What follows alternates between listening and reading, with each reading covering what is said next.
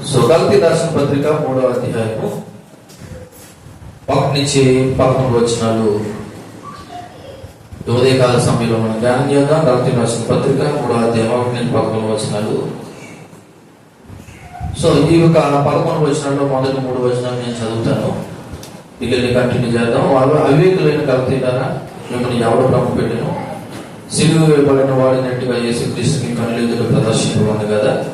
ఇది మాత్రమే మీ వాళ్ళని తెలుసుకొని కోరుచున్నాను. ధర్మశాస్త్ర సంబంధ క్రియల వలన ఆత్మను పొందితరా, లేక విశ్వాసంతో నిండు వలన పొందితరా? మీరు ఇంత అవివేకులైతరా? మొదట ఆత్మానుసారంగా ఆరంభించి ఇప్పుడు శరీరానుసారంగా పరిపూర్ణులు అవుతురా. తను ప్రార్థన చేసుకున్న పరిశుద్ధమైన ప్రభువా, మీ ఘనమైన నామమున వందనాలు. ఈ ఉదయకాల సమయంలో మీ కృపాసన ఎందుకు వచ్చాం బాబు. మీ మాటల ద్వారా నన్ను మమ్మల్ని ఇదిగోనయ్యా ఐక్యపరచండి, సమాధానపరచండి. మాలో ఉన్న అజ్ఞానాన్ని అవివేకాన్ని పారద్రోలి ఇది వద్దని విశ్వాస సంబంధులుగా కొనసాగడానికి గాను మీ వాక్యం చేత మమ్మల్ని అందరినీ మరొక మారు ఇదిగోనయ్యా మాట్లాడి మీరు మహిమ పొందమని యేసుక్రీస్తు నామములో ప్రార్థన అడిగి పెట్టుకుంటున్నాం తండ్రి, ఆమేన్. మనకు గ్రామంలో మనకు ధనవంతుడు ఉన్నాడు. ఆయనకు పిల్లలు కూడా ఉన్నారు. అయితే ఒక రోజున దారిని పోతా ఉన్నప్పుడు ఒక మన భాషలో చెప్పాలంటే ఎవరు కనీసి రోడ్డు పక్కన పాడేసినటువంటి ఒక బెడ్ దొరికాడు. ధనవంతుడు కదా, సరిలే పేర్చుకుందామని చెప్పి తీసుకుని వెళ్ళాడు.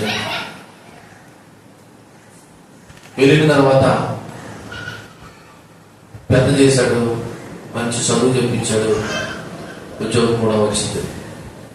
ఒక రోజున ఆ పెంచబడ్డ వాడు ఎలాగ అంటున్నాడంట, నువ్వు చదివితే వచ్చింది అనుకున్న ఉద్యోగం, నేను కష్టపడి చదవడం వల్ల వచ్చింది ఉద్యోగం అన్నట్టు. ఇది వింటున్నా మీకు ఏం అర్థమైంది? ఎందుకంటే కృతజ్ఞత కలిగి మాట్లాడా, కృతజ్ఞత లేకుండా మాట్లాడాడు. ఏమన్నాడు తెలుసా? నువ్వు చదివితే కానీ వచ్చింది అనుకున్నాడు ఉద్యోగం, నేను కష్టపడి చదివినానంట. ఎవరు? ఈ పెంచబడ్డ. ఇప్పుడు మనం చదివిన లేఖన భాగంలో కూడా అలాంటి మనుషులు, అలాంటి స్వభావం కలిగిన వారు ఉన్నారు. నువ్వు కానీ ప్రాణం పెడితే మేము నీతిమంతులమే అనుకున్నావా? మా క్రియలు వలన మేము ఏమయ్యాము? నీతిమంతులయ్యాము. నువ్వు కానీ మా కొరకు ప్రాణం పెట్టినందుకు కానీ మేము నీతిమంతులు ఏమనుకున్నారా? మా ధర్మశాస్త్రం వల్ల మేము ఏమయ్యాము? నీతిమంతులు అయ్యాము అని చెప్పుకునే వాళ్ళు, అలా భావించే వాళ్ళు కూడా ఉంటా ఉన్నారు. నేటి దినాల్లో కూడా ఇలాంటి మనుషులు కూడా ఉన్నారు. మేము చాలా మంచోళ్ళం, ఎవరికి ఏ విధమైన హాని చేయని వాళ్ళు, కాబట్టి మా క్రియలు చాలా మంచివి, కాబట్టి మేము నీతిమంతులని చెప్పుకునే వాళ్ళు కూడా ఉన్నారు. కానీ వీళ్ళందరికీ ఒకటే సమాధానం, దేవుని యొక్క నీతి గాని ఆధారం కాకపోతే ఎవడు నీతిమంతుడు కాదు. ఈ గలతీలో ఉన్నటువంటి సంఘానికి అపోస్తలుడైన పౌలు యేసుక్రీస్తుని గురించి ఎంత చక్కగా బోధించాడో తెలుసా? వాళ్ళు కనుల ఎదుట యేసు ప్రభు ఎలాగ సిలువ వేయబడ్డాడో, అసలు ఎందుకొరకు సిలువ వేయబడ్డాడో, ఎవరి గురించి వచ్చాడో, అసలు అంతగా చనిపోవాల్సిన అవసరం ఏంటో, ఎన్ని విషయాలు కూడా గలతీలలో ఉన్నటువంటి సంఘానికి అపోస్తలుడైన పౌలు ఏం చేశాడు? చక్కటి వాక్య బోధ చేశాడు. వాళ్ళు కూడా నమ్మారు, ఆత్మ కూడా పొందారు. కానీ 2వ వచనంలో ఇది మాత్రమే మీ వలన తెలుసుకొని కోరుచున్నాను, ధర్మశాస్త్ర సంబంధమైన క్రియల వలన ఆత్మను పొందితిరా, లేక విశ్వాసంతో వినుట వలన పొందితిరా? ఈ మొదటి 5 వచనాల్లో ప్రశ్నలు కనపడితే ఒకసారి లెక్క పెట్టండి. మొదటి వచనంలో, ఓ అవివేకులైన గలతీయులారా, మిమ్మల్ని ఎవడు భ్రమ పెట్టెను? అక్కడ ప్రశ్న ఉందా? 2వ వచనంలో, ఇది మాత్రమే మీ వలన తెలుసుకొని కూర్చున్నాను, ధర్మశాస్త్ర సంబంధ క్రియల వలన ఆత్మను పొందితిరా, లేక విశ్వాసంతో వినుట వలన పొందితిరా? 3వ వచనంలో, మీరెంత అవివేకులైతిరా, మొదట ఆత్మానుసారంగా ఆరంభించి ఇప్పుడు శరీరానుసారంగా పరిపూర్ణులు అవుతురా. 4వ వచనంలో వ్యర్థంగానే ఇంక కష్టాలు అనుభవించుతారా, అది నిజంగా వ్యర్థమవునా. 5వ వచనంలో ఆత్మ మీకు అనుగ్రహించి మీలో అద్భుతములు చేయించువాడు ధర్మశాస్త్ర సంబంధ క్రియల వలన లేక విశ్వాసంతో వినుట వలన చేయించుచున్నాడా. ఇవి ప్రశ్నలు. తమ ప్రశ్నలకు ఏముండాలో మన ఆన్సర్ కూడా ఉండాలా లేదా? ఆ ఆన్సర్ 6వ వచనం నుంచి 11వ వచనం వరకు పౌరు భక్తులు ఇక్కడ జ్ఞాపకం చేస్తున్నాడు. సో మొదటగా ముందు ప్రశ్నలు జ్ఞాపకం చేసుకుందాం. ఏంటంటే మొదటి ప్రశ్న, ఓ అవివేకులైన గలతీయులారా, మిమ్మల్ని ఎవడు భ్రమ పెట్టెను, మిమ్మల్ని ఎవడు భ్రమ పెట్టెను లేదా మిమ్మల్ని ఎవడు మోసపరిచెను. ఎందుకంటే నేను యేసుక్రీస్తు సిలువ వేయబడిన వాడైనట్టుగా మీ కనుల ఎదుట యేసుక్రీస్తు యొక్క గొప్పతనం గురించి మీకు ఇంతకు ముందే బోధించాను, ప్రకటించాను. మీరు నమ్మారు, విశ్వసించారు. కానీ ఈలోగా ఎవడో మీ మధ్యకి వచ్చి మిమ్మల్ని భ్రమ పెట్టగా మీరు ఏమైపోయారంటే ఆ విశ్వాస ప్రమాణం నుండి ఏమైపోయారు, తొలగిపోయారు అని ప్రారంభించి 2వ వచనంలో అంటాడు కదా, ఇది మాత్రమే మీ వలన తెలుసుకొని కూర్చున్నాను. నాకు ఒక విషయం చెప్పండి, ధర్మశాస్త్ర సంబంధ క్రియల వలన ఆత్మను పొందితరా లేక విశ్వాసంతో వినుట వలన పొందితరా. అంటే మీరు పరిశుద్ధాత్మను పొందారు కదా, మీరు ధర్మశాస్త్రం నమ్ముకోవడం ద్వారా ఆత్మను పొందారా లేదా ప్రభువునందు విశ్వాసం ఉంచడం ద్వారా ఆత్మను పొందారా అనే విషయాన్ని ఇక్కడ పౌలు భక్తుడు గలతీలో ఉన్న సంఘాన్ని అడుగుతూ ఉన్నాడు. అంటే దీనికి వాళ్ళ సమాధానం చెప్పవలసిన అవసరం అయితే ఉంది. కానీ పౌలు ఇక్కడ సువార్త యొక్క సత్యాన్ని నమ్మిన వారు ఆత్మ ద్వారానే పొందుకుంటారనే విషయాన్ని జ్ఞాపకం చేస్తూ ఉన్నాడు. ఒకసారి చూడండి, అది గలతీ రాసిన పత్రిక 4వ అధ్యాయము 6వ వచనంలో మరియు మీరు కుమారులై ఉన్నందున నాయన తండ్రి అని మొరపెట్టు తన కుమారుని ఆత్మను దేవుడు మన హృదయంలోకి పంపిను. ఎందువల్ల ఆయన మొరపెట్టుకుంటాం, తండ్రి నాయన అబ్బాయిని ఏం చేసుకుంటాం, మొరపెట్టుకున్నాం. అంటే మొరపెట్టుకోవడం ద్వారా దేవుని ఆత్మను పొందుకున్నాం. అంతేనా? మనం మంచోని వాళ్ళు పొందుకున్నామా చెప్పడమా? లేదు కదా. సో మీరు ధర్మశాస్త్ర సంబంధమైనటువంటి క్రియలు ఆచారాలు పాటించడం ద్వారా ఆత్మను పొందుకున్నారా లేకపోతే యేసు ప్రభువునందు విశ్వాసం ఉంచడం ద్వారా ఈ ఆత్మను పొందుకున్నారనే విషయాన్ని ఇక్కడ మరి పౌరు భక్తుల గలతీలో ఉన్న సంఘానికి జ్ఞాపకం చేస్తాను. లేదు మనం కేవలము యేసునందు విశ్వాసం ఉంచడం ద్వారానే ఆత్మను పొందుకున్నాం. దానికి యోహాను సువార్త 14వ అధ్యాయము 16-17 వచనాలు ఒకసారి చదువుదాం. యోహాను సువార్త 14వ అధ్యాయము 16-17 వచనాలు. నేను తండ్రిని వేడుకుతున్నాను, మీ అందరూ ఎల్లప్పుడూ ఉండుటకు ఆయన వేరొక ఆదరణకర్తను అనగా సత్య స్వరూపిక ఆత్మను మీకు అనుగ్రహించును. లోకం ఆయనను చూడదు, ఆయన ఎరగదు కనుక ఆయన పొందలేదు.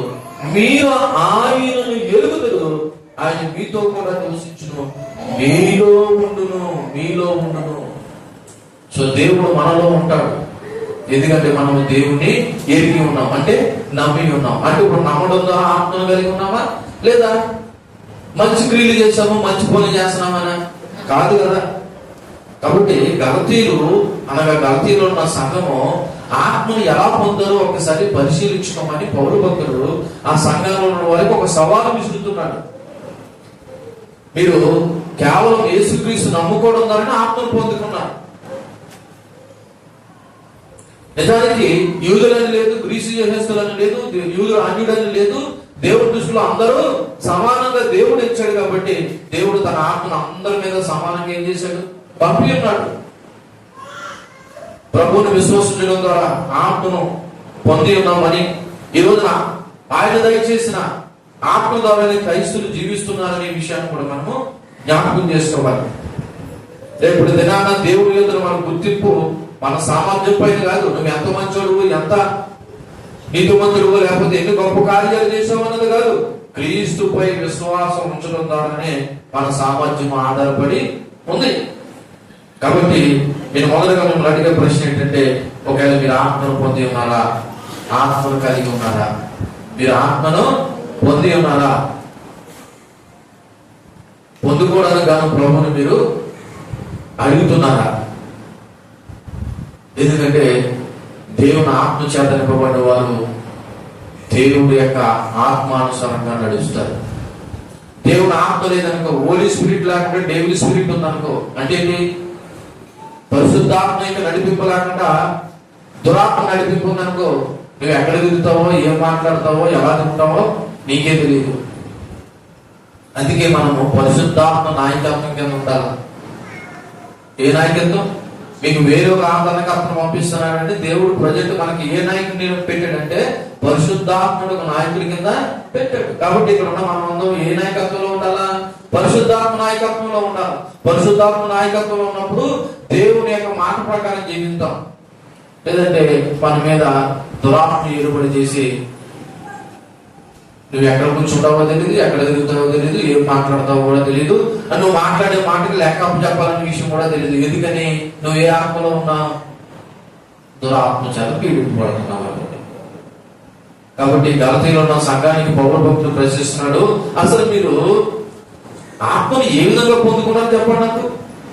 ప్రభునందు విశ్వాసం ఉండదానే కదా, లేకపోతే ధర్మశాస్త్ర సంబంధమైన క్రియలు అన్నా అని ప్రశ్నించి 3వ వచనంలో అంటాడు కదా, మీరెంత అవివేకులు అవుతారా అంటే నేను ఎలా అనుకోలేదు, కానీ మొదట ఆత్మానుసారంగా ఆరంభించి ఇప్పుడు శరీరానుసారంగా పరిపూర్ణులురా అని అడుగుతున్నాడు.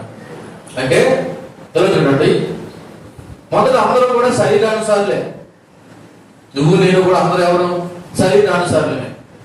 శరీరానుసారులమైన మనము దేవుని దయ వల్ల ఆయన సువార్త ద్వారా ఆయన దగ్గరకు వచ్చాము, ఆయన ఆత్మను పొందుకున్నాం.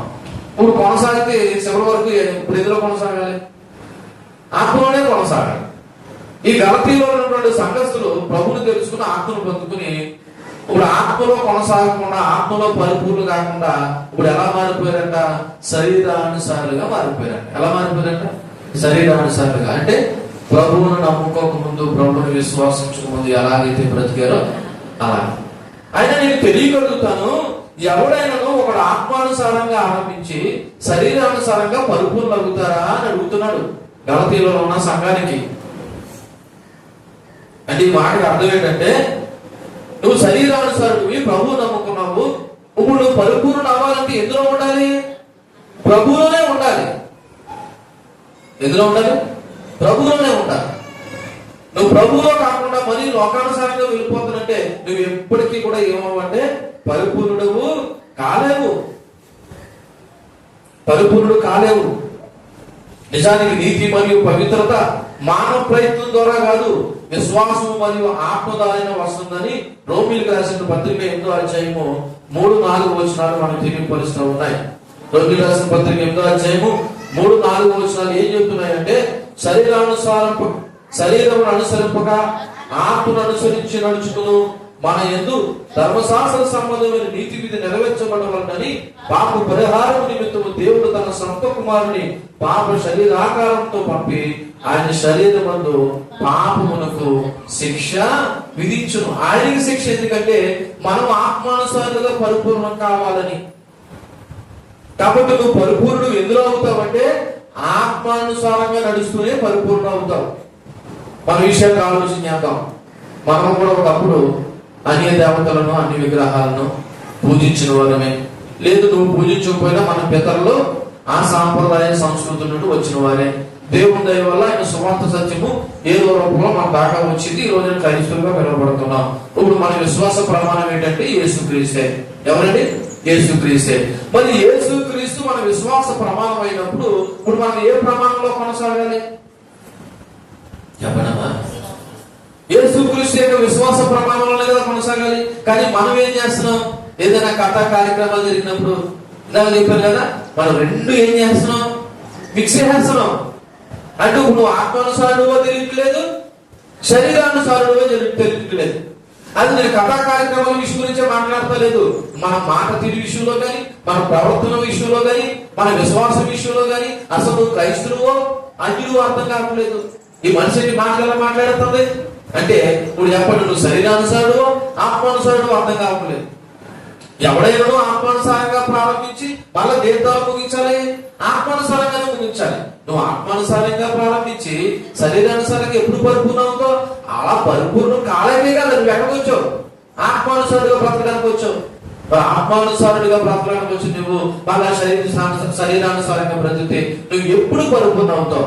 ఎప్పటికీ కూడా పరిపూర్ణుడు కాలేవు. ఎందుకంటే లోకము ఎప్పుడు కూడా నేను ఆత్మలో పరిపూర్ణ కాలేదు. కాబట్టి ఈ మాటను గలతీలో ఉన్న సంఘానికి అడుగుతా ఉన్నాడు. కాబట్టి క్రైస్తవ జీవితము పరిశుద్ధాత్మ ద్వారా ప్రారంభమవుతుంది మరియు మరి నిలబెట్టబడుతుంది.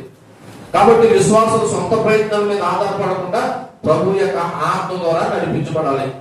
నిజానికి నేను ఒక మాట అడుగుతున్నాను, మీరు దేవుడి మీద ఆధారపడుతున్నారా? ఇందాక చదివాం కదా మన సాంస్కృతిక గ్రంథంలో, మనకంటూ యేసు ప్రభు నాయకుడిగా ఉన్నాడా? పరిశుద్ధాత్మ నాయకుడిగా పెట్టుకుంటున్నామా? పరిశుద్ధాత్మ మీద ఆధారపడుతున్నామా? లేకపోతే మరి నీ యొక్క సొంత జ్ఞానం మీద, నీ సొంత ఆలోచన మీద నడుచుకుంటూ పోతున్నావా? ఆలోచించే. ఎందుకంటే మంచి పనులు విశ్వాసానికి రక్షణకు కారణం కాదు. నువ్వు చేసే ఏ మంచి పని కూడా విశ్వాసానికి రక్షణకి కారణం కాదు. కానీ రక్షింపబడిన తర్వాత మనం తప్పకుండా మనం మంచి క్రియలు చేయాలి. ప్రభు నమ్మక ముందు నువ్వు ఎలా ఉన్నా, నీ విశ్వాస క్రియలు ఒకవేళ మంచిగా ఉన్నా అది రక్షణకి విశ్వాసానికి కారణం కాదు. నువ్వు కంపల్సరీ రక్షింపబడాలంటే ప్రభువుని దేవుడు ఉంచాలి, విశ్వాసం ఉంచాలి. కానీ విశ్వాసం ఉంచిన తర్వాత మాత్రం ఏ క్రియలు చేయాలి? మంచి క్రియలు చేయాలి. ఎందుకని? మనకి రాయబడింది కదా యాకోబు పత్రికలో, క్రియలేండి విశ్వాసం ఏంటంట? మృతము. క్రియలు లేకపోతే విశ్వాసం ఏంటంట?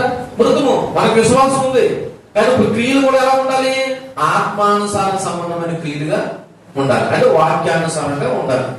నేను అడుగుతున్న ప్రశ్న, నువ్వు ఎవరిపై ఆధారపడుతున్నావు? దేని మీద ఆధారపడుతున్నావు? నీ విశ్వాస ప్రమాణం ఏంటి? ఆత్మానుసారమా, లోకానుసారమా? నువ్వు చేసే ప్రతి పనికి ఆత్మానుసారంగా ఆధారపడి చేస్తున్నావా, లోకానుసారంగా ఉండి ఆధారపడి చేస్తున్నావు అన్నది ఒకసారి ఆలోచించే. ఎందుకని గలతీలో ఉన్న సంఘము ఎలా ప్రారంభించి ఎలా ముగిస్తున్నారంట? ఆత్మానుసారంగా ప్రారంభించి శరీరానుసారంగా ముగిస్తున్నారంట. అసలు సాధ్యమా అని అడుగుతున్నాడు. ఇప్పుడు మనం కూడా ఒక ప్రశ్న వేసుకుందాం. మనం దేవుని దేవుడు ప్రభు నమ్ముకున్నాం కదా, ప్రభు నమ్ముకున్న మనము ఆత్మానుసారులు వెళ్తామా, లోకానుసారులు వెళ్తామా? చెప్పడమ్మా, మీరు మాట్లాడలేదు. ఆత్మానుసారులుగానే వెళ్ళాలి. వెళ్తేనే నువ్వు దేవుని మీద విశ్వాసం ఉంచినట్టు. లేదంటే మరి నలుగురితో నారాయణ, పొలంతో భూమింది కాబట్టి మరి ప్రభువుని నమ్ముకున్నాం కాబట్టి మీ చేత ప్రార్థన ఎట్టించుకుంటాం, మరి లోకంలో ఉన్నాం కాబట్టి లోకానుసారంగా నడుస్తానంటే నువ్వు ఎప్పటికీ కూడా నువ్వేం కాలేవంటే పరిపూర్ణులు కాలేవు అనే సంగతి నువ్వు జ్ఞాపకం చేసుకో. నాతో మాట చదువుతున్నాను. వ్యర్థంగానే ఇన్ని కష్టాలు అనుభవించిందిరా, అది నిజంగా వ్యర్థమగునా? గలతీలో ఉన్న సంఘాన్ని అడుగుతున్నాడు, మీరు ప్రభు నమ్ముకున్న తర్వాత ఏదో కష్టాలు అనుభవించారు. ప్రభు నమ్ముకున్న తర్వాత ఏమనిపించారంటే చెప్పడమ్మా, అంటే ఇప్పుడు ప్రభు నమ్ముకుంటే ఏమొస్తాయన్నమాట? కష్టాలు ఉంటాయి, వస్తాయని అంటలేదు, ఉంటాయి. ప్రభు నమ్ముకున్న వాళ్ళకి కష్టాలు ఉంటాయి, ప్రభు నమ్ముకున్న వాళ్ళకి కష్టాలు ఉంటాయి. అయితే మీరు ప్రభు యొక్క నమ్మకాన్ని, విశ్వాస ప్రమాణాన్ని కాపాడుకోవడానికి మిగతా వాళ్ళతో పోల్చుకుంటే ఎన్నో కష్టాలు అనుభవించింది. అంటే ఆ కష్టాలన్నీ వ్యర్థమైపోతాయా? వ్యర్థం కాదు కదా. అంటే పౌలు ప్రశ్న వేయడానికి కారణం ఏంటంటే, ప్రభు నందు ఎంత నమ్మకం లేకుండా ఉంటే వాటికి మీరు ఇన్ని కష్టాలు అనిపించారు అంటే, ప్రభు నందు ఏముంది? మీకు నమ్మకం ఉంటే కదా ఇన్ని కష్టాలు అనిపించారు. అంటే వ్యర్థంగానే కనుక ఒకవేళ బాధలో కష్టాలు అనుభవించి ప్రభు కృపలో సంపాదించుకున్న ప్రతిఫలాన్ని మనం జాగ్రత్త విడుచుకోకూడదు కదా. విశ్వాసులు ప్రభు యొక్క శ్రమ యొక్క వ్యర్థం కాదని తెలుసుకుని స్థిరంగా ఉండడానికి ప్రోత్సహింపబడాలనేది యొక్క వచ్చిన యొక్క ఉద్దేశం. ప్రభునందు నమ్ముకున్నాం కాబట్టి కష్టాలు, వ్యాధులు, బాధలు వస్తున్నాయి కాబట్టి మనం ప్రభువుని విడిచిపెట్టేయాలని కాదు, ప్రభువునందు ఇంకా విశ్వాసంతో స్థిరంగా కొనసాగాలని. ప్రభువునందు విశ్వాసంతో కనుక స్థిరంగా కొనసాగాలి. ఎందుకంటే అవసరమైతే ప్రభు నమ్ముకునేందుకు కొన్నిసార్లు హింసించచ్చు, పట్టచ్చు, బాధ అవసరమైతే చంపచ్చు కూడా. కానీ మన విశ్వాసం మాత్రం చెదిరిపోకూడదు. ఇటువంటి శ్రమంలో, ఇటువంటి కష్టాల్లో సంఘం ఇంకా పట్టుదలతో ఏం చేయాలా? ప్రార్థన చేయాలా? ఏం చేయాలా? ప్రార్థన చేయాలా? భలే చేస్తున్నారు ప్రార్థన మీరు. కాబట్టి ఆలోచన చేయండి. ఆదిమ సంఘం కష్టం వచ్చినప్పుడు, పేదలు సరసాలలో ఉన్నప్పుడు, పౌరసేలలో వాళ్ళు సరసాలు ఉన్నప్పుడు ఏం చేశారు? పండుకున్నారా? ప్రార్థన చేశారా? సో కష్టం వచ్చినప్పుడు, శ్రమ వచ్చినప్పుడు మనం ఏం చేయాలి తెలుసా? ప్రార్థన చేయాలి. కానీ దాన్ని ఆసరాగా తీసుకుని మనం ఏం చేస్తాం? ఎందుకు రాలేదమ్మా ప్రార్థన అంటే ఏం చెప్తారు మీరు కారణాలు చెప్పండమ్మా. బాగోలేదండి. బాగోపోతే ఎక్కడ రావాలా? బాగోపోతే నువ్వు ఎక్కడికి వెళ్తున్నా? హాస్పిటల్కి వెళ్తున్నావా లేదా ఇంటికి ఉండిపోతున్నావా? మరి ఆత్మానుసారంగా కూడా బాగుండాలంటే నువ్వు ఎక్కడ రావాలన్నా చెప్పండమ్మా. మరి రావాలి కదా. కానీ మనం చెప్పే సమాధానం ఎలా ఉంటాయి? బాగోలేదండి. మరి ఇంటికాడ ఉంటే బాగోయిపోయావా? అవో. దేవుడు మందిరంలో బాగుంటుంది, ఇంటికాడ ఉంటే ఏం బాగోతుంది? ఆసుపత్రిలో బాగోలేదు, ఇంటికాడ ఉంటే ఏం బాగోతావు అన్న. కాబట్టి కష్టాలను బట్టి, నష్టాలను బట్టి, వ్యాధులను బట్టి, ఇబ్బందులను బట్టి దేవుని ఎందుకు విశ్వాసాన్ని జారవించుకోవద్దు. ఆ కష్టాలలోనే ఇంకా ప్రభువులో నమ్మకంగా కొనసాగాలి. దేవునికి మహిమ కలుగును గాక. కాబట్టి ఇటువంటి శ్రమలు వచ్చినప్పుడు మనము ఎలా జీవిస్తున్నామో ఒకసారి నువ్వు కూడా వ్యక్తిగతంగా ఆలోచించే. ఎందుకంటే నీ జీవితాల్లో కూడా చాలా శ్రమలు వచ్చాయి కదా, కష్టాలు వచ్చాయి కదా. అప్పుడు మందిరానికి వెళ్ళావా, మానేసినవో లేదో ఒకసారి ఆలోచన చేసుకో. 5వ మాట చదువుతా ఉన్నాను. 5వ మాట. సో ఆత్మను మీకు అనుగ్రహించి మీలో అద్భుతములు చేయించేవాడు ధర్మశాస్త్ర సంబంధ క్రియల వలన లేక విశ్వాసంతో వింటూ వలన చేయించుచున్నారా అంటే రెండో ప్రశ్నలో ఉన్నటువంటి రెండో వచనంలో ఉన్న ప్రశ్నే ఇక్కడ మరలా ఒకసారి రిపీట్ చేస్తుంటే రెండో వచనం ఏముంది? ఇది మాత్రమే మీ వలన తెలుసుకుని కోరుచున్నాను, ధర్మశాస్త్ర సంబంధ క్రియల వలన ఆత్మను పొందిదిరా లేక విశ్వాసం వలన పొందిదిరా. 5వ వచనంలో కూడా ఏముంది? ఆత్మను మీలో అనుగ్రహించి మీలో అద్భుతములు చేయించేవాడు అంటే మీలో అద్భుతాలు చేయించడానికి కారణం ధర్మశాస్త్ర సంబంధమైన క్రియలు బట్టి దేవుడు చేశాడా లేదా మీరు ప్రభువునందు విశ్వాసంతో వల్ల చేశాడా అనే విషయాన్ని అడుగుతున్నాడు. అంటే అసలు మనలో అద్భుతాలు చేయించిన వాడు లేదా చేయించడానికి గల కారణము ప్రభువును మనం నమ్ముకున్నందుకు లేదా ప్రభు మన మీద దారి చూపించినందుకు తప్ప ధర్మశాస్త్ర సంబంధమైన క్రియల వల్ల కాదనే విషయం మనం అర్థం చేసుకోవాలి. ఇక్కడ ఒక విషయం మనం జ్ఞాపకం చేసుకుందాం. మనం కూడా మన జీవితంలో కొన్ని అద్భుతాలు జరుగుతూ ఉంటాయి. ఆ అద్భుతాలకు కారణం నువ్వు మంచోడమను మంచిగా ప్రార్థన చేసేవని కాదు. దేవుని కృపలో, దేవుని దయ వల్ల, దేవుడు కనికరించి ప్రభు మీద ఉంచిన నమ్మకాన్ని బట్టి దేవుడు నీ జీవితంలో, నా జీవితంలో కూడా ఏం చేస్తున్నాడు? చెప్పనమ్మా, అద్భుతాలు చేస్తున్నాడు. అదే కేవలం నమ్మడుతున్నారా? అంతే తప్ప మనం మంచి పనులు చేసామని కాదు, దాన ధర్మాలు చేసామని, దాన వేల స్వర్ణ కరుణని కాదు. ప్రభు యొక్క దయ వల్ల, ప్రభు వల్ల, ప్రభు మీద ఉంచిన నమ్మకాన్ని బట్టి, ఆయన దయను బట్టి దేవుడు మన పట్ల కూడా అనేక రకమైన అద్భుతాలు చేస్తూ ఉన్నాడు. అంటే ఇక్కడ మనం గుర్తించుకోవాల్సిన విషయం తెలుసా? దేవుని ఆత్మ మాత్రమే అద్భుతాలు చేయించట్లేదు, అలాగే మన మంచి పనులు మాత్రమే అద్భుతాలు చేయించలేవు. కేవలం ప్రభునందు విశ్వాసం ఉంచడం ద్వారానే మనం ఏం పొందుకోగలము? అద్భుతాలు పొందుకోగలము. కాబట్టి విశ్వాస సంబంధమైన వ్యతిరేకమైనది ఏదైనా సరే మనం జాగ్రత్త వహించాలి. విశ్వాస సంబంధమైన వ్యతిరేకమైనది ఏదైనా ఏం చేయాలి? మనము జాగ్రత్త వహించాలి. అయితే ఒక ప్రశ్న అడుగుతున్నాను. నీలో అద్భుతాలు నీ జీవితాల్లో జరగడానికి కారణం నువ్వు చేసిన మంచి పనులు అనుకున్నావా? ప్రభు మీద నువ్వు ఉంచిన నమ్మకం అనుకున్నావా? ఒకవేళ వ్యక్తిగతంగా నీ జీవితంలో ఏదైనా అద్భుతాలు జరిగితే అవి నువ్వు చేసిన మంచి పనుల వల్ల దేవుడు అద్భుతాలు చేశాడు అనుకున్నావా? లేదా ప్రభు నందు నమ్మకం ఉంచడం వల్ల అనుకున్నావా? ఏమన్నావా? ప్రభు మీద నమ్మకం ఉంచడం వల్లనే. సో ఈ గలతీలో ఉన్నటువంటి సంఘానికి ఈ 5 వచనాల నుండి ఇంచుమించు 5, 6, 7 ప్రశ్నలు వేసి ఇప్పుడు ఆ ప్రశ్నలకి జవాబు చెప్పే ప్రయత్నం చేస్తున్నాడు పౌలు భక్తుడు. ఆ జవాబు ఎక్కడి నుంచి అంటే 6వ వచనం చూద్దాం. 6వ వచనంలో, కాబట్టి అబ్రహాము దేవుని నమ్మెను, అది అతనికి నీతిగా ఎంచబడును. సో ఇప్పుడు ఉదాహరణ కింద ఒక సమాధానం ఇవ్వడానికి పౌలు భక్తుడు ఎవరు తీసుకున్నట్టంటే అబ్రహాం తీసుకున్నాడు. ఎందుకని? అబ్రహాం అనేవాడు యూదులకి అన్యజనులకు కూడా ఒక విశ్వాసం బట్టి, శరీర సంబంధాన్ని బట్టి తండ్రి ఉన్నాడు. కాబట్టి ఇద్దరికి అర్థమైన వ్యక్తి ఎవరంటే అబ్రహాం. ఇద్దరికి అర్థమైన వ్యక్తి ఎవరు? అబ్రహాం. కాబట్టి ఇప్పుడు అబ్రహాం తీసుకుని ఈ విధంగా చెప్తున్నాడు. ఏమని చెప్తున్నాడు? 6వ వచనంలో, అబ్రహాము దేవుడు నమ్మాడు కదా, అది అతనికి నీతిగా ఎంచబడును. అంటే ఇప్పుడు అబ్రహాం ఎప్పుడు నమ్మాడు దేవుణ్ణి? ధర్మశాస్త్రం వచ్చిన తర్వాత, ధర్మశాస్త్రం రాకముందా? ధర్మశాస్త్రం వచ్చిన తర్వాత, ధర్మశాస్త్రం రాకముందు దేవుడు నమ్మాడు ఆయన. ధర్మశాస్త్రం ఎప్పుడు వచ్చింది? మోషే గారి టైంలో వచ్చింది.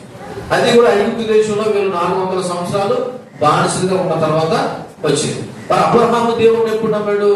ఆయన ప్రారంభంలోనే, అనగా ఆయన దేవుడు పిలిచినప్పుడే ఆయన నమ్మాడు కాబట్టి అతనికి ఎలా ఎంచబడిందంట? అది నీతిగా ఎంచబడింది. మీరేమో ధర్మశాస్త్రం నీతి క్రియలు అని ఆడుతున్నారు. అసలు ధర్మశాస్త్రమే లేనప్పుడు అబ్రహాం ఎవరు నమ్ముకున్నాడు అంటే వాళ్ళకి ధర్మశాస్త్రం ఉన్నప్పుడు ఆయనకి లేదు కదా. అప్పుడు ధర్మశాస్త్ర సంబంధమైన క్రియల వల్ల ఆయన నీతిమంతుడిగా ఎంచబడలేదు కదా. మరి దేని వల్ల నీతిమంతుడిగానే ఎంచబడ్డాడంటే కేవలము తండ్రి అయిన దేవుని నమ్మటం ద్వారా అనే విషయం చెప్పడానికి ఈయన పౌల భక్తుడు ఎవరిని ఉదాహరణగా తీసుకున్నాడంటే అబ్రహాముని ఉదాహరణగా తీసుకున్నాడు. సో ఇక్కడ మనం నేర్చుకోవాల్సిన విషయాన్ని కొన్ని జ్ఞాపకం చేస్తూ ఉన్నాము. నీతికి పునాది విశ్వాసం. నీతికి పునాది ఏంటి? విశ్వాసం. మన మంచి పనులు కాదు. మరి విశ్వాసం వారి సొంత ప్రయత్నాల కంటే దేవుని వాగ్దానంపై నమ్మకం ఉంచాలి. విశ్వాసం పడుతున్న మనము మన సొంత ప్రయత్నాల కంటే దేనిపై నమ్మకం ఉంచాలి? దేవుని వాగ్దానాలపై నమ్మకం ఉంచాలి. నేను అది చేసేసాను, ఇది చేసేసాను కాబట్టి నా పని అయిపోతాను అనుకోవద్దు. దేవుని యొక్క వాగ్దానాలపై నమ్మకం ఉంచాలి. రెండవది, నీతి యొక్క వాగ్దానం అందరికీ, అనగా యూదులకి మరియు అన్ని జనులకి సువార్త ద్వారా అందరికీ అందుబాటులో వచ్చింది. ఈ నీతి యొక్క వాగ్దానం అనగా విశ్వాస మూలంగా ఒక నీతిమంతుడిగా ఎంచబడతాడనే వాగ్దానము సువార్త ద్వారా ఆ రోజు యూదులకి వచ్చింది, ఈ రోజు అన్ని జనులమైన మనకి కూడా వచ్చింది. మూడవది, విశ్వాసము నీతిగా ఆపాదించబడినప్పటికీ నిజమైన విశ్వాసము సహజంగానే విధేయతను దారి తీస్తుంది. అంటే అర్థం ఏంటో తెలుసా? మనం ప్రభువునందు విశ్వాసం ఉంచామంటే దాంతో పాటు ఏముండాలి తెలుసా? విధేయత కూడా ఉండాలి. నాకు యేసుప్రభు అంటే చాలా విశ్వాసం అండి, కానీ ఆయన మాట చెప్పిన మాటకి లోపడలేదు. ఇప్పుడు చెప్పి నేను విధేయత ఉందా? చెప్పండి. మీరు అనొచ్చు, యేసుప్రభు అంటే చాలా ఇష్టం అండి, నేను చేసినంత భక్తి ఎవరు చేయనండి. చేయరు, నిజమే, మంచిదే. కానీ విధేయత ఏది? విధేయత అంటే ఏంటి? విధేయత అంటే ఏంటి? ఆయన చెప్పినట్టుగా నువ్వు విశ్వాసం ఉంచడం గొప్పదే, కానీ విశ్వాసం ఉంటే కూడా వెంబడి ఏం కొనసాగాలి తెలుసా? విధేయత కూడా కొనసాగాలి. అబ్రహాము నమ్మినట్లుగా. ఎందుకని అబ్రహాము నమ్మడమే కాదు, నేను చూపించుకో దేశానికి వెళ్ళినప్పుడు వెళ్ళడం అనేసాడా? అంటే వెళ్ళేటంటే ఏం కొనసాగింది? అనకల్లా విధేయత కొనసాగింది. నమ్మకం అవసరమే. నమ్మకంతో పాటు మనం కూడా దేవుడికి ఏం చూపించాలంటే విధేయత చూపించాలి. ఈ రోజున ప్రభు నమ్మే వాళ్ళు దేవుడు దేవాలు ఉంటే ఉండొచ్చు, మీ అందరిని బట్టి దేవుడికి మహిమ కలుగును కాక, కానీ విధేయులుగా ఉన్నారా లేదా కూడా ఒకసారి ఆలోచన చేయవలసిన అవసరం ఉంది. ఎందుకంటే అబ్రహాము నమ్మాడు, అది అతని నీతిగా ఎంచబడింది. అంటే ఆయన నమ్మకం మాత్రమే ఉంచలేదు, నమ్మకంతో పాటు దేవుడికి ఏం చూపించాడంటే విధేయత కూడా చూపించాడు. అయితే ఇక్కడ ఒక ప్రాముఖ్యమైన విషయాన్ని మీకు మొదలు పెడుతున్నాను. అదేంటో తెలుసా? అబ్రహాము ఎప్పుడు నమ్మాడు అంటే నిరీక్షణకు ఆధారం ఉన్నప్పుడు నమ్మాడా? ఆధారం లేనప్పుడు నమ్మాడా? ఆధారం లేనప్పుడే నమ్మాడు కదా. మరి ఈరోజు మనకు బోల్డ్ ఆధారాలు ఉన్నాయి. యేసు ప్రభువే నిజమైన దేవుడు అని చెప్పడానికి, యేసు ప్రభు తప్ప వేరే మార్గం లేదని చెప్పడానికి, యేసు ప్రభు వల్లే నీతిమంతులుగా తీర్చబడతామని చెప్పడానికి, యేసు ప్రభు నమ్ముకుంటే నిశ్చయం కలుగుతుందని చెప్పడానికి ఈ రోజు బోల్డ్ ఆధారాలు ఉండి కూడా మనం ప్రభువుని నమ్మట్లేదంటే ఇప్పుడు చెప్పండి, అబ్రహాం గొప్పడో మనం గొప్పను? అబ్రహామే గొప్పడు. అందుకని మనకి విశ్వాసులకు తండ్రి అయ్యాడు. ఎందుకని? ఏ విధమైన నిరీక్షణకు ఆధారం లేనప్పుడు ఆయన ప్రభువుని ఏం చేసుకున్నాడు? నమ్ముకున్నాడు. ఈ రోజు మనకు అన్ని ఆధారాలు ఉన్నాయి. నిజంగా అప్పుడు అబ్రహాంకి ఈ పరిశుద్ధ గ్రంథం ఏమైనా చేతిలో ఉందా? ధర్మశాస్త్రం చేతిలో ఉందా? కొత్త నిబంధన చేతిలో ఉందా? బైబిల్ ఏమైనా చేతిలో ఉందా? అయినా సరే ఆయన దేవుడిని ఏం చేశాడు? నమ్మాడు. కానీ ఈ రోజు మనకు అన్ని గ్రంథాల చేతిలో ఉన్నాయి, అన్ని పుస్తకాల చేతిలో ఉన్నాయి, బైబిల్ చేతిలో ఉంది. ఎలా ఉండాలో, ఎలా ఉండకూడదో, ఏం చేయాలో, ఏం చేయకూడదో అన్ని మన చేతులు పెట్టినా సరే ఈ రోజు ప్రభువుని మనం ఏం చేయలేదు. చెప్పనమ్మా, నమ్మట్లేదు. ఒకవేళ మీరు నమ్ముతున్నారు లేదు ఒకసారి మిమ్మల్ని అడుగుతున్నాను. అబ్రహాము నిరీక్షణకు ఆధారం లేనప్పుడే నమ్మాడే, మరి ఈ రోజు అన్ని ఆధారాలు ఉండి ప్రభువుని నమ్మలేకపోతే మీకు చెప్పండి సరే ఇది ఎలా ఉంటుందో తెలుసా? మీకు ప్రారంభ ఉదాహరణ చెప్పాను కదా, నువ్వు చదివించడం వల్ల నేను గొప్పడం లేదు, నేను గొప్పగా చదువుకోవడం వల్ల అంటే. ఈ రోజున మన చేతిలో బైబిల్ గ్రంథం ఉండి కూడా, ఈ రోజున పరిశుద్ధ గ్రంథం మన చేతిలో ఉండి కూడా మనం ప్రభువుని నమ్మలేకపోతే ఇక మనకు అంత దౌర్భాగ్యులు మరి ఎవరు ఉన్నారనేది జ్ఞాపకం చేసుకోవాలి. చూడండి, అబ్రహాం గురించి ఇంకేం మాట్లాడుతున్నాడు 7వ వచనంలో. కాబట్టి విశ్వాస సంబంధులే అబ్రహాము కుమారులు అని మీరు తెలుసుకోండి. ఫైనల్ గా ఆన్సర్ చెప్తున్నాడు. ఇంకా ఫైనల్ గా ఇంకో చోట కూడా చెప్తాడు. ఇక్కడ చెప్తున్నాడు ఫైనల్ గా ఆన్సర్ ఏం చెప్తాడంటే, ఇలా చూడండి, గుర్తుపెట్టుకోండి, మీరు ధర్మశాస్త్ర సంబంధమైన క్రియల వల్ల నీతిమంతులుగా ఎంచబడతారని ఎవడో వచ్చి చెప్పిన దాన్ని బట్టి మీరు అబద్ధ బోధన నమ్మేసి విశ్వాస భ్రమ నుండి తొలగిపోయి చూసారా? మీ అందరికీ చెప్పే సమాధానం తెలుసా? కాబట్టి అంటే ఇందు మూలంగా తెలియపరచబడిన విషయం ఏంటంటే, విశ్వాసాన్ని బట్టే అబ్రహాం మీరు పిల్లలు అవుతారు తప్ప మీ నీతి సంబంధమైన ఏ ధర్మశాస్త్ర సంబంధమైన క్రియల వల్ల కూడా మీరు అబ్రహాంకి మీరు ఏం కాదు, పిల్లలు కాదు. ఇప్పుడు అబ్రహాముకి మన పిల్లలు కావాలంటే ఒకే ఒక కొలమానం ఏంటంటే, మన ప్రభునందు విశ్వాసము ఉంచడము. దేవునికి మహిమ కలుగును గాక. ఒక గొప్ప విషయం చెప్పనా? అబ్రహాం అనేవాడిని ఎప్పుడైనా మనం చూసామా? అసలు అబ్రహాం ఎలా ఉండడం మనకు తెలుసా? మరి అబ్రహాం కాలంలో మనం ఏదైనా జీవించామా? కానీ యేసుక్రీస్తునందు విశ్వాసం ఉంచడం ద్వారానంట మనం కూడా ఎవరి పిల్లలు అంట. ఎంత గొప్ప! అబ్రహాము ఎప్పుడోడు, మనం ఎప్పుడోడు, ఆయన బ్రతికెంత, మన బ్రతికెంత, ఆయన విశ్వాసం అంతా, మన విశ్వాసం అంతా. కానీ యేసుక్రీస్తులో విశ్వాసంగా ఉంచగలిగితే నేను తీసుకెళ్ళి ఎవరి కుమారుడు చేస్తున్నాడు దేవుడు? ఎప్పుడమ్మా?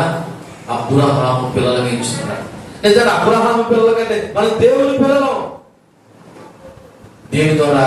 యేసుక్రీస్తునందు విశ్వాసము ఉంచడం ద్వారా. దేవునికి మహిమ కలుగును గాక. ఏమన్నాడు 7వ వచనంలో? కాబట్టి విశ్వాస సమృద్ధులే అబ్రహాము కుమారులని తెలుసుకోండి. మన ఇంటి పేరును బట్టి వీడు నా కుమారుడు, నా కూతురు నువ్వు అంటే అనొచ్చేమో, కానీ ఇక్కడ అబ్రహాము పేరును బట్టి, అనగా అబ్రహాము ఎలాగైతే నమ్మాడో అలాగే మీరు కూడా నమ్మితే మీరు ఎవరి పిల్లలు అవుతారు? అబ్రహాం పిల్లలు అవుతారు. అంటే ఇప్పుడు మనకు అందరికీ ఉండవలసిన ఏకైక ఆన్సర్ ఏంటంటే, నువ్వు యేసుక్రీస్తు నమ్మడం తప్ప వేరే జవాబు కానీ వేరే ఆల్టర్నేటివ్ కానీ నీకేమీ లేదు. అంటే ఇక్కడ మనం అందరూ ఏం చేయాలా? అబ్రహాముని నమ్మాలా, యేసుక్రీస్తు నమ్మాలా? అబ్రహాము కాదు నమ్మవలసింది మనం. అబ్రహాం అనే దేవుడు, అబ్రహాం అనేవాడు ఏ దేవుడిని అయితే నమ్మాడో మనము కూడా అదే దేవుడు నమ్మాలి. అప్పుడు అబ్రహాముకు పిల్లలు అవుతాం. ఎందుకని? ఆయన నిరీక్షణకు ఆధారం లేనప్పుడు దగ్గరైనా అంటే మనందరికీ ఇప్పుడు ఆయన వెనకాలే మనం వెంబడిస్తున్నాం కాబట్టి ఆ విశ్వాస ప్రమాణాన్ని. కాబట్టి ఇప్పుడు దేవుని పిల్లలు అవ్వాలంటే మనకు యేసుప్రభు నమ్మడం తప్ప వేరే మార్గం ఏమీ లేదండి. ఏం చెప్తున్నాడు పౌలు? ఆ గలతీలో ఉన్న సంఘాన్ని చెప్తున్నాడు, ఇదిగో మీరు విశ్వాస సంబంధమైన క్రియల మూలంగా అబ్రహాము పిల్లలు అయిపోదాం అనుకున్నారేమో. ఎట్టి పరిస్థితుల్లో అవరు. ఎందుకంటే అబ్రహాము ధర్మశాస్త్రం లేనప్పుడే దేవుణ్ణి నమ్మాడు. కాబట్టి మీరు కూడా అబ్రహాము ఏ విధంగా అయితే ధర్మశాస్త్రం లేనప్పుడు దేవుడు నమ్మాడు, ఈ రోజు ధర్మశాస్త్రం ఉన్నా సరే నువ్వు ఎవరు నమ్మాలి తప్ప దేవుణ్ణి నమ్మాలి. అలా నమ్మితేనే మీరు అబ్రహాము పిల్లలు అవుతారనే ఆన్సర్ ని, జవాబుని వాళ్ళకి తెలియపరుస్తున్నాం. ఇక్కడ మనం నేర్చుకోవాల్సిన విషయం ఏంటంటే, మనము కూడా ఆధ్యాత్మిక వారసులుగా మనం ఎంచబడుతున్నాం ప్రభువుని నమ్మడం ద్వారా. రెండోది, మనం ఐక్యం కాబోతున్నాం యేసుక్రీస్తుని నమ్మడం ద్వారా. ఎలాగా? యూదులు అయిన అబ్రహాము, అన్యులైన మనము ఇద్దరు కూడా ఏమైపోయాము? ఒకటైపోయాం. ఐక్యత, యేసుక్రీస్తుల ఐక్యత.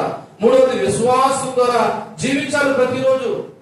ఏ ప్రభువునైతే నమ్మావో ఆ ప్రభువునందు విశ్వాసం నుంచి ప్రతిరోజు ఏం చేయాలి? మనము జీవించాలి. దేవునికి మహిమ కలుగును గాక. హల్లెలూయా. ఆ విశ్వాస ప్రమాణం ద్వారా మనము జీవించాలనే విషయం మీకు అర్థం చేసుకోండి. 8వ వచనాన్ని జ్ఞాపకం చేసుకుందాం. దేవుడు విశ్వాసం మూలంగా అన్ని జనులు నీతిమంతులుగా తీర్చునని లేఖనము ముందుగా చూచి నీ యందు అన్ని జనులందరూ ఆశీర్వదింపబడుదురని అబ్రహాముకు సువార్తను ముందుగా. అబ్రహాముకి సువార్త ఎవరు ప్రకటించాడంట? అంటే దేవుడు ముందుగానే సువార్త ప్రకటించాడంట. ఏమని ప్రకటించాడంట? ఇదిగో అబ్రహామా, నీ మూలంగా అన్ని జనులందరూ కూడా ఏమవుతారంటే నీతిమంతులు ఆశీర్వదింపబడతారు, నీతిమంతులుగా తీర్చబడతారని తండ్రి అయిన దేవుడు అబ్రహాంకి ఎప్పుడో చెప్పారు. ఆ గలతీ సంగమా అని చెప్తున్నాడు. చెప్పాడా లేదా? ఒకసారి చూద్దామా? చెప్పాడో లేదు? ఒకసారి చూడండి. ఆదికాండము 12వ అధ్యాయము 3వ వచనం చదవండి. ఆదికాండము 12వ అధ్యాయం 3వ వచనం. అబ్రహాము ద్వారా ఎలా ఆశీర్వదింపబడతారనే విషయాన్ని అక్కడ జ్ఞాపకం చేశాడు.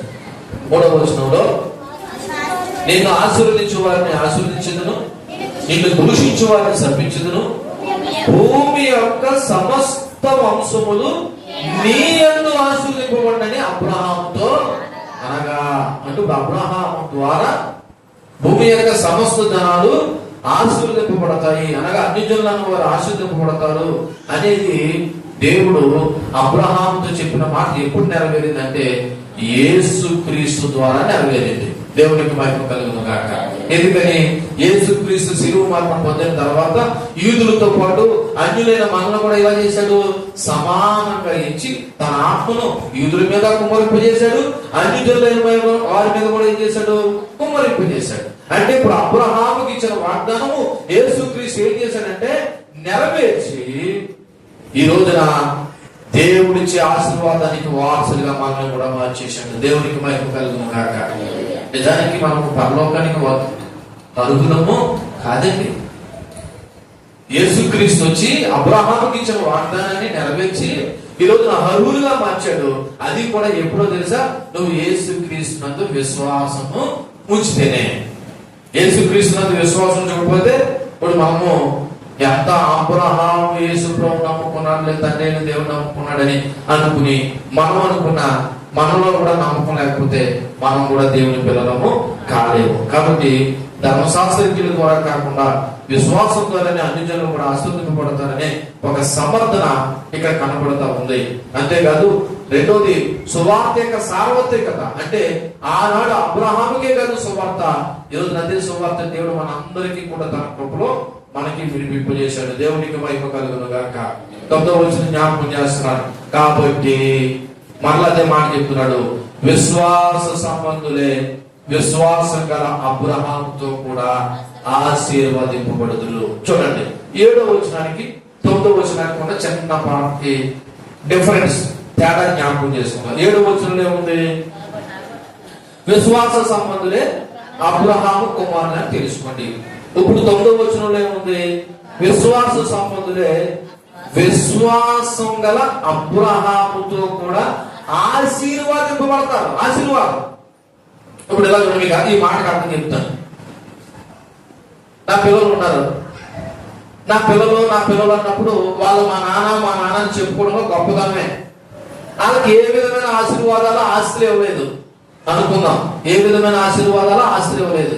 వాళ్ళ పరిస్థితి ఎలా ఉంటుంది, మా నాన్న మమ్మల్ని కన్నాడు కానీ మమ్మల్ని ఏం చేయలేదు, ఒక ఆస్తి ఇవ్వలేదు, ఒక పాస్తి ఇవ్వలేదు, ఒక పంప కట్టలేదు, ఒక గూడు కట్టలేదు, ఏదో కన్నం అంటే కన్నాడు, చూడటం అంటే చూసాడంటే ఫీల్ అవుతారు. కానీ ఇప్పుడు ఇక్కడ ఒక మాట జ్ఞాపకం చేస్తున్నాడు, నీకు కుమారులే కాదు నీకు ఆశీర్వాదం కూడా కావాలి. ఎవరు ఆశీర్వాదం పొందుకుంటారంటే, కాబట్టి విశ్వాస సంబంధులే విశ్వాసము గల అబ్రహాముతో కూడా ఆశీర్వదింపబడతారు. అంటే ఇప్పుడు అబ్రహాము ఆశీర్వదింపబడినట్లు ఎవరు ఆశీర్వదింపబడతారు, యేసుక్రీస్తు నందు విశ్వాసం ఉంచిన వారే ఆశీర్వదింపబడతారు. ఇప్పుడు ఆశీర్వాదాలు అందరికీ కాదు. నేను మాట చెప్తున్నాను, యేసు ప్రభువు నమ్ముకున్న వాళ్ళు అందరికీ ఆశీర్వాదాలు కాదు. ఇందాక చెప్పాను కదా, యేసు ప్రభువుని నమ్మకం ఉంచాలి, విధేయత కూడా చూపించినప్పుడే నువ్వు ఆశీర్వాదం పొందుకుంటావు. మీకు ఇంకా చిన్నపాటి జ్ఞాపకం చేస్తాను. ఒక రాజ్యంలో రాజు అందరికీ రాజే, కానీ ఆ అబ్బాయికి మాత్రం ఎవడు, ఆ అబ్బాయికి ఏమవుతాడు, నాన్నగారు డాడీ అంటాడు. రాజ్యంలో వాళ్ళందరూ రాజుగారు అంటే కొడుకు ఏమంటాడు, డాడీ అంటాడు. అలాగే యేసుక్రీస్తు అందరికీ ప్రభు.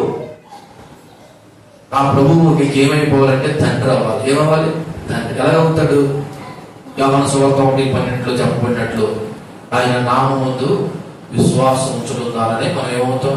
చూడండి ఒకసారి యోహాను సువార్త 1:12 వచనంలో ఏమనుంది ఒకసారి చూడండి. ఏమనుంది 12వ వచనంలో, తను అందరూ అంగీకరించెదరు వారందరికీ, అనగా తన నామమందు విశ్వాసము ఉంచిన వారికి దేవుని పిల్లలకు ఆయన మనకి ఏం చేయడంట, అధికారం. ఒకటే మాట, అయ్యో నా ఎందుకు నమ్ముకుంచు, నువ్వు నన్ను తండ్రిగా చేసుకో, నేను నిన్ను ఏం చేస్తున్నాను, పిల్లలుగా పిలవడానికి నేను ఇష్టపడతాను. ఏంటంట అక్కడ ఏకైక మనం తను అందరూ అంగీకరించదు, అనగా తన నామమందు విశ్వాసం ఉంచిన వారు. ఇప్పుడు అబ్రహాము ఇలాగున్న వైపు, అబ్రహాము దేవుణ్ణి నమ్మాడు, ఆయన ఆశీర్వదింపబడ్డాడు. ఆశీర్వదింపబడ్డాడు లేదా ఒకసారి చూడండి. ఆదికాండం 24వ అధ్యాయంలో చూడండి. ఆదికాండము 24వ అధ్యాయం 1వ వచనం చదవండి. అబ్రహాము బహుకాలం గడిచిన వృద్ధుడైనను అన్ని విషయాలలో యెహోవా అబ్రహామును ఏం చేశాడంట? అన్నాకున్నా. ఎందుకని? ఆయన నమ్మడమే కాదు, విధేయత చూపించాడు. ఈరోజు ఆయన పిల్లలం అయితే మనం కూడా ఏం చేయాలి? నమ్మాలి, విధేయత చూపించాలి. మరి అన్ని విషయాల్లో అబ్రహాం ఆశీర్వదించాడు కాబట్టి మనల్ని ఆశీర్వదిస్తాడంటే, ఒకవేళ ఈ భూలోక సంబంధంగా నేను ఆశీర్వదించకపోయినా నిత్య రాజ్యంలో నువ్వు ఆయన రాజ్యంలో తప్పకుండా ఆశీర్వదింపబడతావు. దేవునికి మహిమ కలుగును గాక. హల్లెలూయా. ఈ భూలోక సంబంధంగా కూడా దేవుడు నీకు ఇస్తే అవసరమైతే కాదంటలేదు. ఇప్పుడు అబ్రహాం నన్ను ఆశీర్వదించేది కాబట్టి నన్ను కూడా ఆ స్థాయిలో ఆశీర్వదించాలని నువ్వు అనుకోకు. ఆయన ఎంత ఎవరికి ఆశీర్వాదం ఇవ్వాలో అందిస్తాడు. కానీ నమ్మకం ఉంచాలి. ఏముంచాలి? నమ్మకం ఉంచాలి. కాబట్టి అబ్రహాము ఏ విధంగా అయితే విశ్వాసం ఉంచాడో అలా విశ్వాసం గల అబ్రహాంతో కూడా ఏం చేస్తారంట? ఆశీర్వదింపబడతారు. హెబ్రీయుల రాసిన పత్రిక 11వ అధ్యాయంలో చూడండి, అబ్రహాం గురించి అక్కడ రాయబడినటువంటి మాట. హెబ్రీయుల రాసిన పత్రిక 11వ అధ్యాయము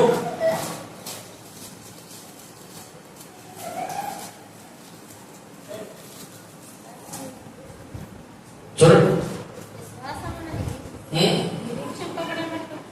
అబ్రహాం గురించి చెప్పబడిన మాటని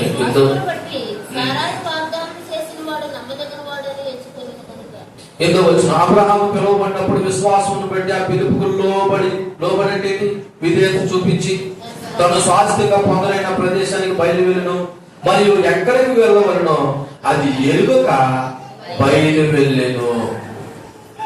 ఎక్కడికి వెళ్ళాలో తిరిగిపోయిన ఏం చేశాడంట?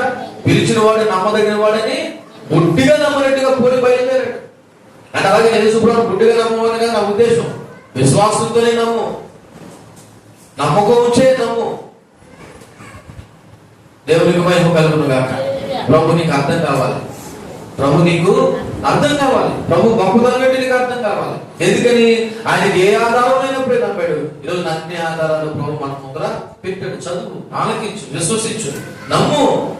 ఒకవేళ ఈయనకంటే గొప్ప దేవుడు ఎవరైనా ఉంటే నమ్ముకో. ఆయన కూడా నేను కాదంటలేదు. యేసు ప్రభు కంటే గొప్ప దేవుడు నీకు ఎవరైనా కనిపిస్తే నమ్ముకో. కానీ యేసు ప్రభు గొప్ప దేవుడు అని మాత్రం నువ్వు నమ్మకం ఉంచకుండా ఎంత భక్తి చేసిన ప్రయోజనం లేదు. ఎందుకో తెలుసా? ప్రయోజనం ఎందుకు లేదన్నా తెలుసా? కాబట్టి విశ్వాసమును బట్టి అబ్రహాము ఎలా ఆశీర్వదింపబడ్డాడో అలాగే విశ్వాస సంబంధాలు మాత్రమే అబ్రహాముతో కూడా ఆశీర్వదింపబడతారనే విషయాన్ని ఈ 9వ వచనంలో రాయబడి ఉన్నది. 10వ వచనం, ధర్మశాస్త్రం విధించిన క్రియలకు సంబంధులు అందరూ శాపమునకు లోనై ఉన్నారు. ఎందుకనగా ధర్మశాస్త్ర గ్రంథమందు రాయబడిన విధులన్నీ చేయడం ఎందు నిలకడగా ఉండని ప్రతివాడు శాపగ్రస్తుడని రాయబడి ఉన్నది.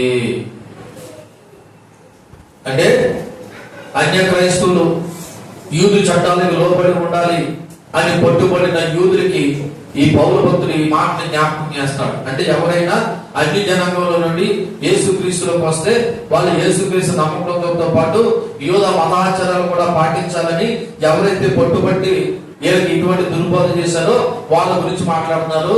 ఒరే బాబు, మాట్లాడితే ధర్మశాస్త్రం అంటారా? ధర్మశాస్త్రం ఏమైందో తెలుసా అని చెప్తూ 10వ వచనంలో అంటాడు, ధర్మశాస్త్రం విధించిన క్రియలకు సంబంధాలు అందరూ శాపానికి ఏమైపోయారు? లోనైపోయారు. ఎందుకనగా ధర్మశాస్త్ర గ్రంథమందు రాయబడిన విధులన్నీ చేతి వాళ్ళు నిలకడగా ఉండని ప్రతి వాడు ఏమైపోయాడు? శాపగ్రస్తుడు అయిపోయాడు. ఎందుకు శాపగ్రస్తుడు అయిపోయాడు? ఒక మాట చదువుదామా? ద్వితీయోపదేశకాండం 27వ అధ్యాయము 26వ వచనం చదవండి. ద్వితీయోపదేశకాండం 27వ అధ్యాయము 26వ వచనం. 27, 26. గైకొనకపోవడం వలన వాటిని స్థిరపరచని వాడు శాపగ్రస్తుడు అని చెప్పగా ఈ విధికి సంబంధించిన వాక్యం గైకొనకపోవడం వాడు అందరూ ఏమయ్యాడు?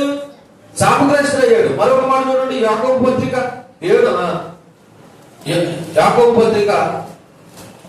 2వ అధ్యాయము 10వ వచనం కూడా చదవండి. 2వ అధ్యాయం 10వ వచనం. ఎవడైనా ధర్మశాస్త్రం అంతా గైకొని ఒక్క ఆజ్ఞ విషయంలో తప్పిపోయిన ఆజ్ఞ అన్నిటి విషయంలో వాడు ఏమైపోయాడట? అపరాధం అయిపోయాడట. ఇలా చూడండి, ఉదాహరణకి ఓ ధర్మశాస్త్రంలో ఇలా చూడండి, వైపు ఒక 100 ఆజ్ఞలు ఉన్నాయి. ఎన్ని ఆజ్ఞలు ఉన్నాయి? 100. ఒకడు 99 పాటించాడంట, ఒకే ఒకటి పాటించలేదంట. ఇప్పుడు అయినా సరే వాడు ఏమైపోయాడంట? శాపగ్రస్తుడు అయిపోయాడు. అంటే ఇప్పుడు ధర్మశాస్త్రం ఏం చేసింది? ఏం చేసిందమ్మా? శాపగ్రస్తులు చేసింది. మనలాంటి శాపగ్రస్తమైన ధర్మశాస్త్రం పాటిస్తేనే మీకు నీతని ఎలా చెప్తున్నారు అని అబద్ధ బోధకులను ఉద్దేశించి పౌలు భక్తులు ఈ మాటల్ని జ్ఞాపకం చేస్తారు. అలాగే ఈ రోజున మనం కూడా మన ప్రభుని ఎంత నమ్ముకున్నా ఎలాగనాలని ఒక ఆయన, అబ్బే దేవుడు ఏమన్నాడు, కైసరి దేవుడు అన్నాడు కదా, అలాగే మనం కూడా దేవుడు చేయాలా, లోకానుసారంగా చేయాలన్నాడు ఒక ఆయన. నువ్వు అలా పోల్చుకుంటావా? లోకానుసారంగా ఉండడం వల్లే కదా నీకు ఏ విధమైన మోక్షం లేదని ప్రభుని ఎంత నమ్మకించావు. ఇప్పుడు ప్రభు ఎంత నమ్మకించడు? ప్రభు ఆత్మానుసారంగా నడవడానికే కదా ప్రభు నమ్ముకున్నది. మళ్ళా నువ్వు ఎంత ప్రభు నమ్ముకున్నా సరే లోకానుసారంగా బ్రతకాలని ఎవడో పనికి మళ్ళీ సలహా ఇస్తే నువ్వు ఆ ప్రకారంగా చేయడానికి నీకు విజ్ఞత లేదా? సంగమా, మీకే మాటలు. ఎందుకంటే భవిష్యత్ దినాల్లో మీరు ప్రవర్తించే తీరు ఆత్మానుసారంగా ఉంటుందో లోకానుసారంగా ఉంటుందో ఒకవేళ మాకు ఏమీ తెలియదని అనుకోకండి. నేను చూస్తాను, గమనిస్తున్నాను. అన్నిటికంటే ముఖ్యంగా దేవుడు గమనిస్తున్నాడు. కాబట్టి లోకానుసారంగా బ్రతకడం వల్ల, లోకానుసారమైన క్రియలు చేయడం వల్ల నీకేమీ లేదు, శాపము తప్ప. ఆ మధ్యలో ఒక పెళ్లికి వెళ్ళారు. ఆ పెళ్లిలో స్టేజ్ చేశారు, ఇంకో పెద్ద స్టేజ్ చేశారు. ఆ స్టేజ్ మీద కేవలము ఆర్కెస్ట్రా వాళ్ళే ఉన్నారు. నాకు డౌట్ అవుతుంది, ఇదేపై ఇంత పెద్ద స్టేజ్ చేసేసాడు, సగం స్టేజీయే ఈ దేని వాడేది, పాస్టర్ గారు పెళ్లి చేయడానికి వాడుతున్నారు, సగం స్టేజీ ఖాళీగా ఉంది. వాళ్ళు ఆ స్టేజీ మీద ఎవరన్నా కూర్చోబెట్టారు, ఆర్కెస్ట్రా ముగ్గురు కూర్చోబెట్టారు. ఈ స్టేజీ ఎందుకు అనవసరంగా చేశారని నా బండి బుర్రకు పనిచేయక నేను ఆలోచన చేసి ఆమె అనేసి ఇలా స్టేజీ దిగేవండి. వచ్చిందని నువ్వు బ్యాచ్. అప్పుడు అర్థమైంది నాకు, ఓహో ఈ స్టేజీ ఎందుకు వేసారా అని. ఇప్పుడు చెప్పండి, అది పరిశుద్ధ వివాహం అవుతుందా? ఇప్పుడు వచ్చిన వాళ్ళందరూ దీవిస్తే వాళ్ళకి ఆశీర్వాదాలు వస్తాయో చెప్పండి. చెప్పడమ్మా రాము. ఎందుకని? ఆత్మానుసారంగా ప్రారంభించావు. ఎలా ముగించావు నువ్వు? అది చెప్పడమ్మా. శరీరానుసారంగా ముగిస్తున్నారు ఈ రోజున. అది పెళ్ళి అవ్వచ్చు, పుట్టుండవచ్చు, మెచ్యూర్ ఫంక్షన్ అవ్వచ్చు. అబ్బాయి ఎలా ప్రార్థన కదండి, పొద్దు నుంచి సాయంకాలం దాకా దేవుడి పాటలు చేద్దామండి. రాత్రికి అంటే నువ్వు ఏం చేస్తున్నావు చెప్పండి. మీ పిల్లలకు చెప్పండి. తండ్రిగా మీరు మోటివేట్ చేసుకోండి మీ పిల్లలకి. ఒరే బాబు, మనం దేవుడిని నమ్ముకున్నారా, కాబట్టి మనం శరీరానుసారంగా ప్రవర్తించకూడదు, ఆత్మానుసారంగా ప్రవర్తించండి. మన పిల్లలు ఆలోచించట్లేదని అంటే గుర్తుపెట్టుకో, వాళ్ళ మీదకి శాపాలు వస్తున్నాయి. ఏమొస్తున్నాయి? ధర్మశాస్త్ర సంబంధం మరి వీళ్ళు పాటించడం వల్ల వాళ్ళు ఏం పొందుకున్నారంట? శాపగ్రస్తులయ్యారంట. మరి నువ్వు కూడా లోకానుసారంగా చేయడం వల్ల నీ నెత్తి మీద ఏమొస్తున్నాయి? నమ్మరా?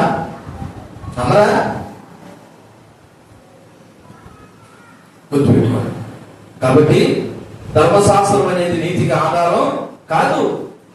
ఇవన్నీ మన కొరకు చేసిన యేసుక్రీస్తు యొక్క అవసరాన్ని గుర్తు చేస్తుంది. ధర్మశాస్త్రం నాకు నీతి ఇవ్వలేదు, మరి ఏమి ఇచ్చారు? యేసుక్రీస్తు ఇచ్చాడనే అవసరాన్ని గుర్తు చేస్తా ఉంది 10వ వచనం. విశ్వాసులు ధర్మశాస్త్ర శాపం నుండి విముక్తి పొందలేరు, కేవలం యేసుక్రీస్తుని విశ్వసించడం ద్వారా మాత్రమే విముక్తి పొందగలుగుతారు. చివరిగా 11వ వచనం చదివి నేను ముగిస్తున్నాను. 11వ వచనం ఏం రాయబడినది? ధర్మశాస్త్రం ఎవడను దేవుని ఎదుట నీతిమంతుడని తీర్చబడను సంగతి స్పష్టమే. యాలయనగా నీతిమంతుడు విశ్వాసం మూలంగా జీవించును. 11వ వచనం ఏం చెప్తుంది? ధర్మశాస్త్రం చేతంట ఎవడో కూడా దేవుని ఎదుట ఎలా నిలబడలేదంట. ఇలా చూడండి, ఒకవేళ మన భాషలో మాట్లాడుకుందాం. అయ్యగారు, నేను ఎంత ప్రభు నమ్ముకున్నా, నేను చాలా భక్తి చేశానండి, ఇదిగో లోకానుసారంగా చేయవలసి చేశానండి, వాక్యానుసారంగా చేయవలసి చేశానండి, అందరికీ దాన ధర్మాలు చేశానండి, మంచి పనులు చేశానండి, నా జీవిత కాలంలో సీమ కూడా హాని చేయలేదండి అని నువ్వు ఎంత గొప్ప చెప్పుకున్నా నువ్వు దేవుని ఎదుట అవి నీతిమంతుడుగానే నిలబడాలి. కారణం ఏంటి తెలుసా? నీ సొంత ప్రయత్నాలు, నీ సొంత దాన ధర్మాలు ఏమి దేవుని ఎదుట నీతిమంతుడికి ఎంచలేవు. కేవలం యేసుక్రీస్తునందు విశ్వాసం ఉంచడం ద్వారానే నువ్వు నీతిమంతుడిగా ఎంచబడతావు. దానికి కారణం అక్కడ రాయబడి ఉన్నది, నీతిమంతుడు విశ్వాసం మూలంగా జీవించును. నీతిమంతుడు ఎలా ఉంటాడంటే విశ్వాసం. ఎందుకంటే విశ్వాసములకు కర్త ఎవడు? విశ్వాసాన్ని కొనసాగింపు చేసేవాడు ఎవడు? మన ప్రభు అయిన యేసుక్రీస్తు. సో కర్త కర్మాక్రియ అని అయినటువంటి యేసుక్రీస్తు నందు విశ్వాసం ఉంచుతావా? ఇదిగో నేను గోతులోకి, నాశనానికి, నరకానికి తీసుకెళ్ళిపోయేటువంటి లోక సంబంధమైన అపవాది వారి మీద విశ్వాసం ఉంచుతామన్నది ఒకసారి ఆలోచన చేసుకో. నా సలహా దేవుడు చెప్పే మాట అయితే, ఇదిగో నువ్వు లోకానుసారంగా బ్రతకొద్దు. నువ్వు ఎలా బ్రతకాలి తెలుసా? వాక్యానుసారంగానే బ్రతకాలి. ఎందుకే నేను ప్రారంభంలో చెప్పవలసిన అంశాన్ని ఇప్పుడు జ్ఞాపకం చేస్తున్నాను. దేవుని ఎదుట నీతికి మూలం విశ్వాసమా, ధర్మశాస్త్రమా? దేవుని ఎదుట నీతికి మూలం విశ్వాసమా, ధర్మశాస్త్రమా?